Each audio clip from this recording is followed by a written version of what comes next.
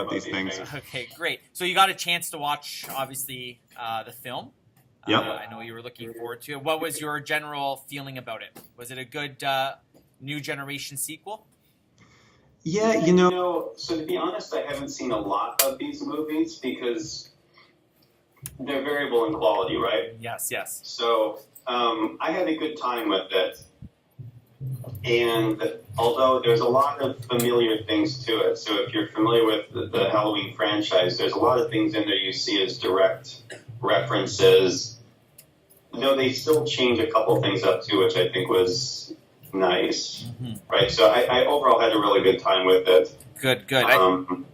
Although it was maybe a little too overly familiar in some spots. Yes. But that's common to the slasher genre. That's one of the criticisms, is it's a really formulaic genre. So maybe that's kind of an unfair criticism. Fair enough. And the students here, we broke it down this morning with a group of grade 9 students who went to go watch the film. And they were talking about genre tropes and conventions. The kid gets out of the car and, all these different things that become a little bit ridiculous.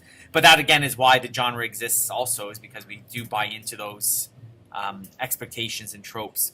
So in just...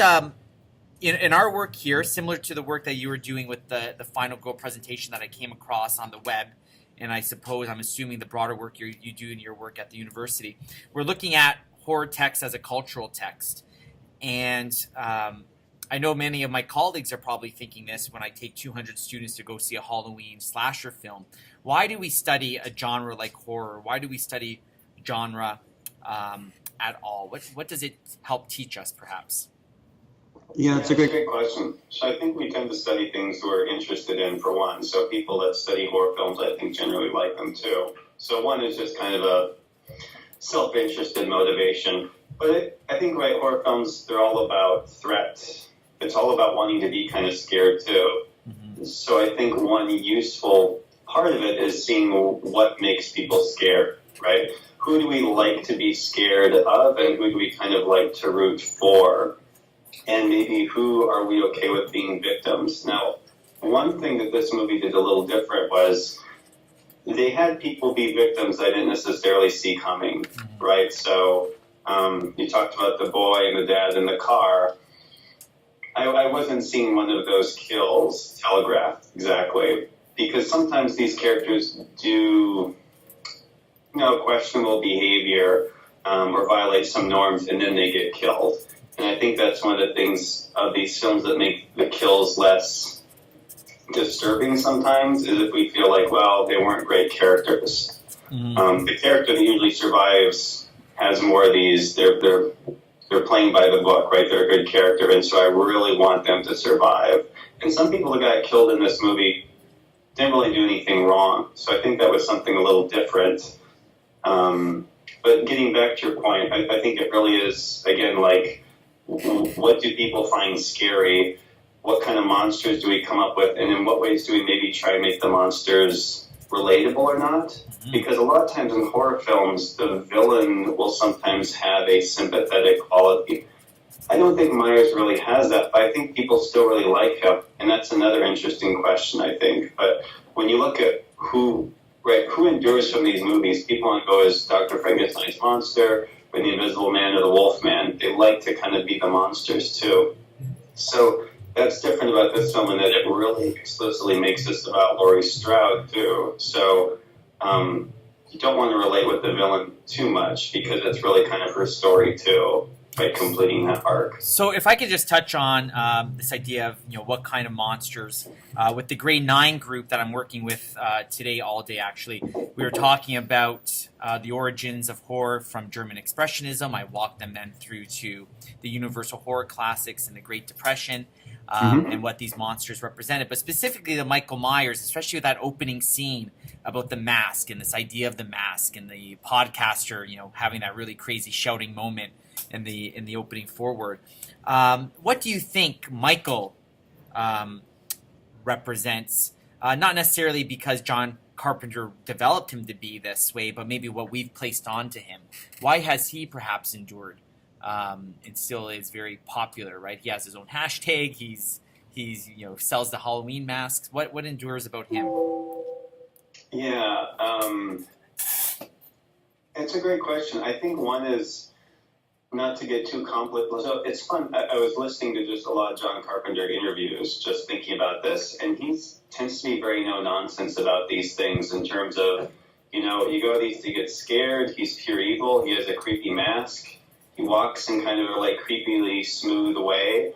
And people like to be scared. They like to go to movie theaters. They like to be scared with their friends or their boyfriend or girlfriend. But I think there's something too that's creepy about him is you don't often have a lot of motivation behind. So the franchise had added some ingredients to that weren't really, especially Rob Zombie, though a lot of people didn't necessarily like. And this one really stripped that back, and there's just the first movie, and we don't really know why. We don't even know why he's even after Lori in this, except that she's the one that got away. But he doesn't really have a clear. He just picks up a hammer and starts doing his work. So I think that's part of the thing is that he's kind of indecipherable, right? There's something mysterious about him. The Mask does that too. And Carpenter talked about that the reason you like The Mask is you can project your own kind of fears onto that evil, right? Because it's William Shatner in a way, but they're really you can really project whatever you're afraid onto that thing. Just one other thing, one thing I'd be curious too how people felt when they watched it, but really in that first third when he's powerful, I didn't know how much your students were scared of that, or there was also something exciting about that too. Well, we can add. Sorry, I don't mean to cut you off there. I can ask them that because I'm sure that would be, especially because I don't know if I told you, it's an interesting conversation to have because we are an all-boys school as well. That's right. So there may be a different level to it. So Professor Bosch just asking you guys a question. Did you find do you want to ask the question since they see and hear you? They see and hear you. Sure thing. So when he was doing his kills, whether it's in the bathroom. I don't want to give too many, not that other people are going to necessarily watch this without it, so spoilers I guess are okay. Yeah, you can spoil, yeah. Okay. Whether it's, cleaning up in the bathroom or what he does to the scientists or the cops in the car, I guess how much of that was being scared and revulsion versus also kind of a looking almost forward to how macabre or grotesque it was? I guess how much do you enjoy those kills or that violence versus simply I just want it to be done?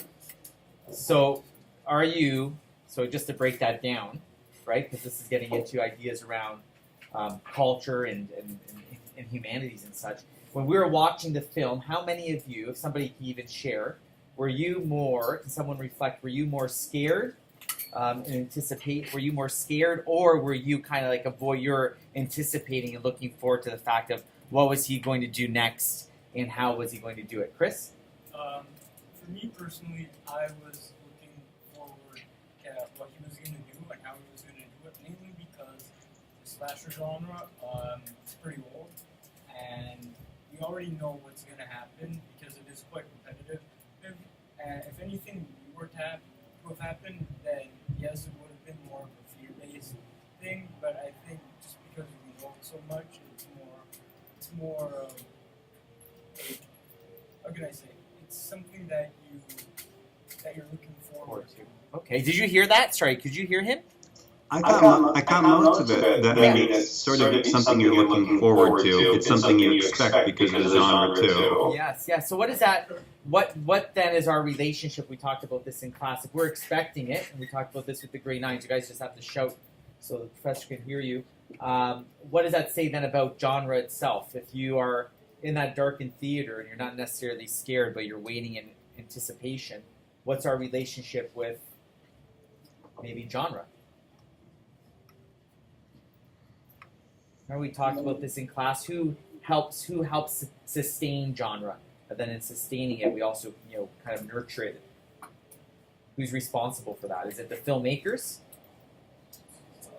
It's us, right? So we're talking about our participation in the genre.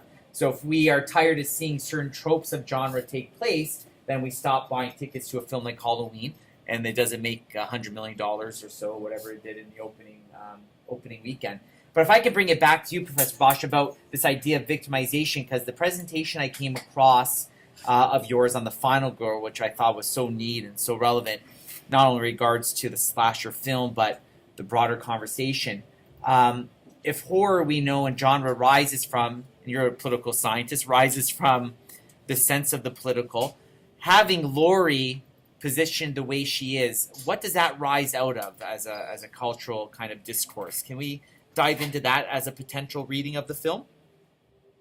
Yeah, absolutely. So I think there are a couple things to it. One is that certainly when we can get back to audiences, I think the way that audiences receive these messages, and by the way, do you need to talk a little bit louder so they can hear me? No, you're on speaker and a projector, so they see you on a large screen. I won't shout then. I think it really structures the way that audiences understand these things. So, right. One thing that's always interested me is when I watched the Star Wars prequels many years ago in the theaters, for me it felt a bit heavy-handed on how it really referenced Bush and the War on Terror. That's how I interpreted it. And Lucas talked about that too at the time. When I tell my students this, they seem completely mystified. It's because that really isn't, if anything, they're more likely to say, I can't believe how relevant it is today, because that's their reference point. But if that's not a message that necessarily endures or people are going to see in 20 years and say, oh, this is about George Bush, right? So I think one in how a lot of reviewers have written about and think about it certainly does link it to things like Me Too, right? And Jamie Lee Curtis, too, was really explicit about this. She did a lot of interviews where she really referenced this as about trauma and it links with this movement, right? So I think one in terms of what audiences connect with it and what makes it resonate a bit more, that clearly plays an important role. And some of those things I don't know years down the road if people have that same, like, oh, this was kind of a Me Too slasher film, right? I don't know that will necessarily stick with people. One thing, too, I noticed about the film that isn't in it, that people really haven't picked up, I don't think, is that I didn't really see, right, the, like, nudity and sex and killing part, really so there is some nudity, and when it is, it's actually from the original film. And that's always been one of the main knocks on these too, is it's about naked women getting stabbed, right, and shrieking. And a lot of people have problems with intermixing those two things.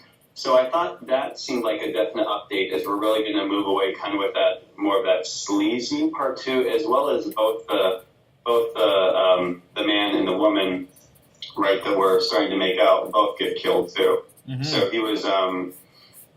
he was fair in his punishment, if we're going to interpret it as a punishment for that activity, which some people do. So I thought there was some really important updating in that. In terms of Laurie's character, right, her whole character is really about dealing with this type of trauma and not being believed. So that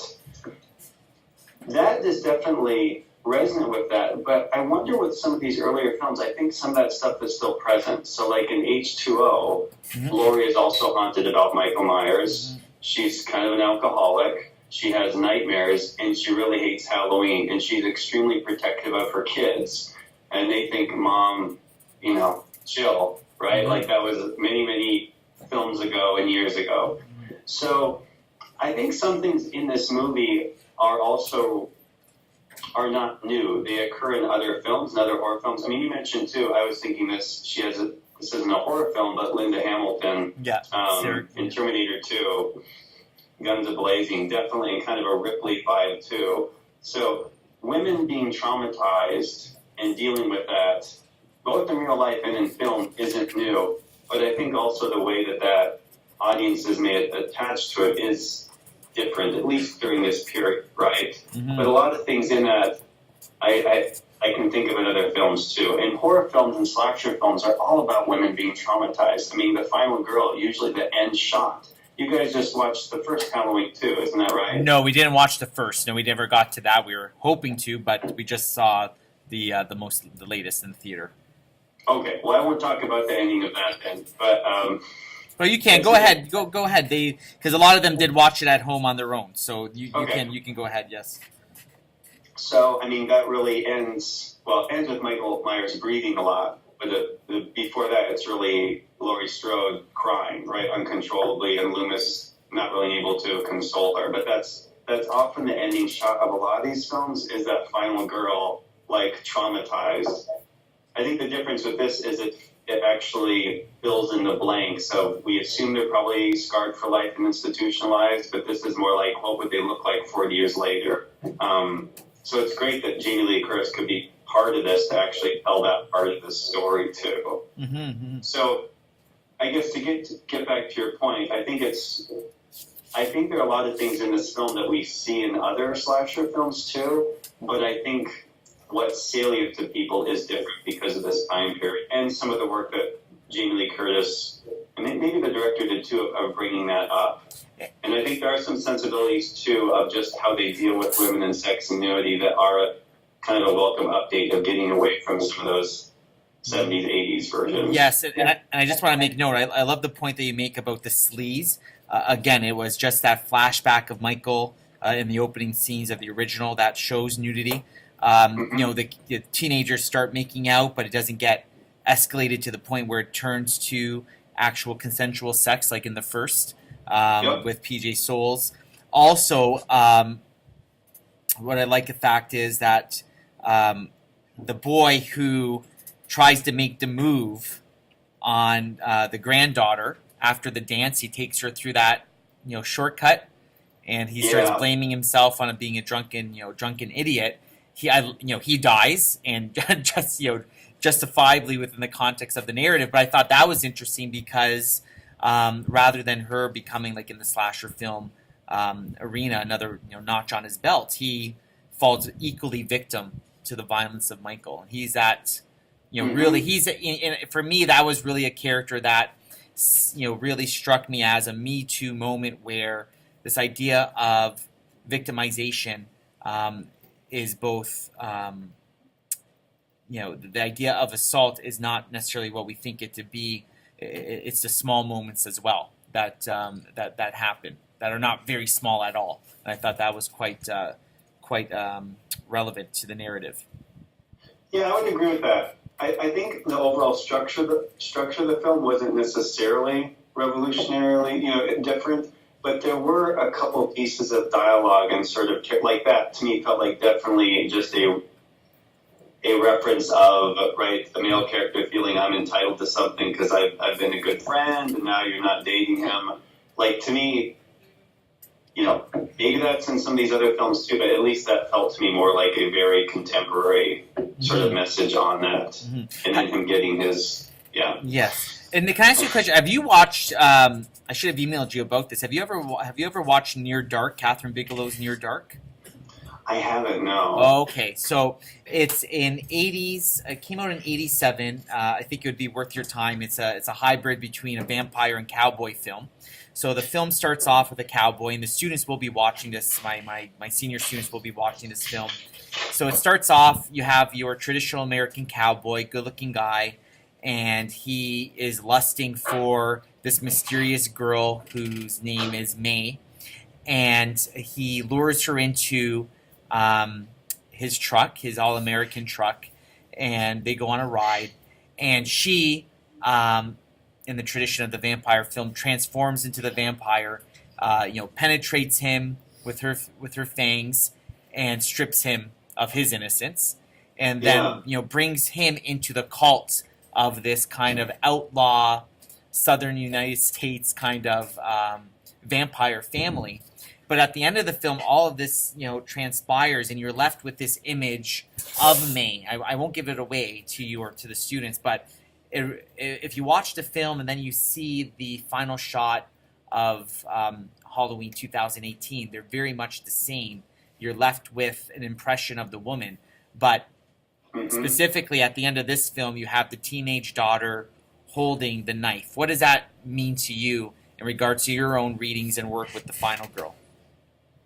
Oh, that last shot where she's holding the knife? Yeah, and then it just kind of has that somewhat of almost like a 80s cheesy slow-mo, and then it just freeze frames.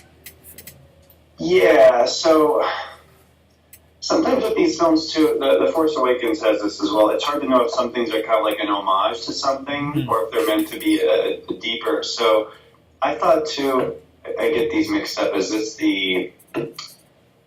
it the fourth Halloween or the fifth? But there's one of them where Laurie Strode's niece like when Michael Myers seems to die, he touches her. 4 and 5, yeah. Curse of Michael Myers, and So it's one at the ending where the little niece ends up becoming like the next Michael Myers and has the knife. And I didn't know if it was partially a reference to that, because I think back in the scene, someone mentioned this, and it was unclear if you actually, so that there's blood on Laurie and the other woman, and it was, I'd have to look at the shot again, but some people suggested it was left kind of ambiguous of, well, did she stab him because she's gone crazy? Mm-hmm. I didn't think that at the time, but I did think it's kind of a reference to the one girl, the relative of Laurie, kind of having the knife. Mm-hmm.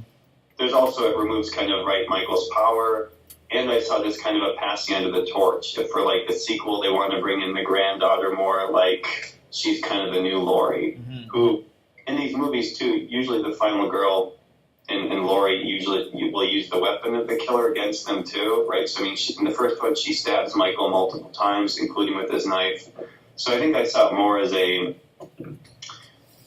as kind of the trauma of just like, I think we killed him, but also like I'm not able to let go of the knife, right? Mm-hmm. That sort of maybe that trauma that Laurie's experienced will also be passed down to her granddaughter, because she doesn't feel safe enough to put down the knife. She's still like clutching it. Mm-hmm, mm-hmm. Right? No, good point. And I would love to hear your point. If you get a chance to watch Near Dark, and then the final shot of Near Dark, if you remember this conversation, and then the final shot of Halloween 2018, maybe it will change some of your thinking. Because I do think, for whatever reason, I see what you're saying in regards to the niece, who then becomes deaf in part 5, but mm-hmm. that, to me, as soon as I saw that last shot, I was like, "Oh my gosh, is that a homage to Catherine Bigelow's Near Dark?" Like that was that's what I thought. So maybe if you can get a chance to watch that film, if I could just like you. Yeah, great. 5 more minutes of your time, if you don't mind. So the boys are going to be going through a deep reading around horror films. They're going to be doing some reading around Barry Keith Grant, whose work comes out of the genre Film Reader. Do you have a question that you would be interested to propose to the students, and have an interest in maybe seeing how they would respond to it? Yeah. You mean in relation to the film, or the film, the context of the film, the genre in itself? So they are going to be leaving here for the weekend. They have an assignment due on Monday. Some content questions, but also some self-directed critical analysis. Is there a question that you could potentially provoke them with and engage them with as a bonus, if you will? Well, I like provoking people. So I think, we've kind of been dancing around this a little bit too, but I think even how fitting and appropriate is this analogy of Me Too to this film? Because this is something I was thinking about. One, because I think people have read in horror in general, we tend to have a complicated relationship with the monsters, that sometimes awkward adolescents that may feel ostracized sometimes see something in the monster, especially those classic ones. Again, they're not slashers, but like, you like Dr. Frankenstein's monster. He's kind of a victim. People like to dress up as Freddy and Michael Myers. They don't really like to think about themselves as like a sexual predator, though, right? Like, I think there's something interesting culturally, too, that we're much more accepting of like a violent serial killer. But the idea if these people were to be like raping women, that would be, right, that's now next film and beyond the pale. So I guess Jamie Lee Curtis really talked about this as having a Me Too connection and really touches on those themes. And I think maybe just exploring how well does it, but maybe how appropriate is that analogy, both in terms of how she is portrayed and her goals. Because I think what's interesting is is she being protective of other women, or is she vengeful when she says, I want him to escape so I can kill him, right? Because she says that's really what she dreams about. I want him to get out and then I'll kill him. And I could never tell, is this mostly so he can never kill again? Is this that I can be at ease, or I need revenge? And if it's the revenge aspect, maybe that's not the best kind of Me Too connection, if you know what I mean. Yes. So maybe kind of exploring how well that fit is or not. No, that's great. That's a good provocation. Thank you.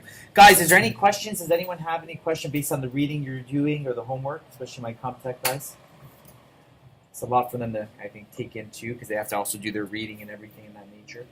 But I'm going to take that question, that provocation that was just shaped, and I'm going to include that as a bit of an update with the work that you're going to be doing this weekend. But there's one other quick thing too. Yeah. So because there's the whole giallo genre, the Italian horror films, which are getting some remakes now. Mm-hmm. I think what's interesting too is they're not exactly slasher films. They're these weird whodunits mixed with slashers. Mm-hmm. But often the killers in those will be women, and that's an interesting kind of twist on. It's not always a guy, right? In some of these movies, it's a mass female, but it's usually a male hunting females. And the giallo, can often be a woman killing again beautiful women, including some men. But I was watching one. I won't reveal it because I don't want it to, if anyone watches it. But the woman was really killing because her husband kind of said, "I don't want you working on your crew anymore. You're becoming like hysterical and overstressed," and that's what leads her to kill. I think that type of movie, if it was released, people would again see more of like a women in their place in careers. But this is from late 60s, I believe, in Italy. So, and there's actually an opening scene on that that's very reminiscent of Halloween too, where there's a young boy that picks up a bloody knife and kind of looks at it. Not the whole mask and stares, but I think sometimes there are other things from other countries and time periods too that will often look quite familiar. Like you were just mentioning with Dark Hour. What was it? Near Dark. Near Dark. I did write it down. Yeah, Near Dark. But it's funny too because when you talk about I can't show this movie to these guys, I would have to eliminate some pieces. But if I was going to show them bits and pieces of a film like Fatal Attraction, where you have this woman who is used by kind of, she uses him, but he uses her sexually as well. She then is displaced by him. He wants to be back with his family. But, that's a film that's really always been looked at through a critical lens as, a critique of 80s liberation and the failure of it. And, here you have this successful woman, but she's also a psychotic. So you can't have best of both worlds. You can't have best of both worlds. But Laurie you could argue, and this is somebody online shared this with me, Michael has turned her into being a psychotic herself. Like she has left everything go to the wayside just for what you're saying, potentially just for revenge. Yeah, I mean, she's armed like she's starting her own militia. Mm-hmm. She has like a completely booby-trapped house. You're right, like she has... Yeah, that's an interesting point. I mean, she's also become in some sense not a psychopath, but basically consumed with, I need to have weapons at my disposal. Mm-hmm. I guess one quick final thing in terms of like films arriving out of culture, just as some added context when we think about the 70s films, right, where they had these, another big factor was the production code that really regulated morality and what you could show on film was gone by 1968. And it was decaying before Psycho came out. So what filmmakers could actually show was there was a huge barrier lifted. So you could show nudity, you could show violence and gore. You couldn't show that stuff before. So I think part of it was kind of a more regulatory barrier had been lifted. Of course, it was also culture that pressed against that. And I think it was easier to do a little more independent filmmaking. So, I mean, Carpenter he shot that film in 20 days, spent in our money $1.5 million, and composed the score in 3 days. And I think partially just a plot that's so basic and cheap to do. And you could show a lot more material that was more tantalizing and scary is also why we saw it in the 70s. Because some of those things just couldn't have happened in the 50s, both politically and in terms of studio access and pop. No, that's a great point. I wrote that down, the production code. That's something to talk about with the students. But listen, thank you so much. Really, I think some great ideas were shared. Also great for the students to hear point of views other than my own, to provide them with that framework. So thank you guys. If we can give Professor Bosch a big round of applause. If you don't mind, I've recorded the conversation. I should have told you I was recording the conversation because my Skype records automatically, and I'll be posting it within our virtual learning environment so students who could not be here can have access. Do you mind if I do that? That's totally fine. I was actually watching some interviews, videos you had elsewhere on your site. Yeah. So that's totally fine. Perfect. I appreciate it so much. Thanks for doing this again. I really appreciate it. Maybe hopefully we can do it again. Yeah, sounds great. Next Thank Halloween. you. Okay, thank you. Yes, bye-bye. Take care. I'll see you. Bye-bye. Thanks again. Bye-bye.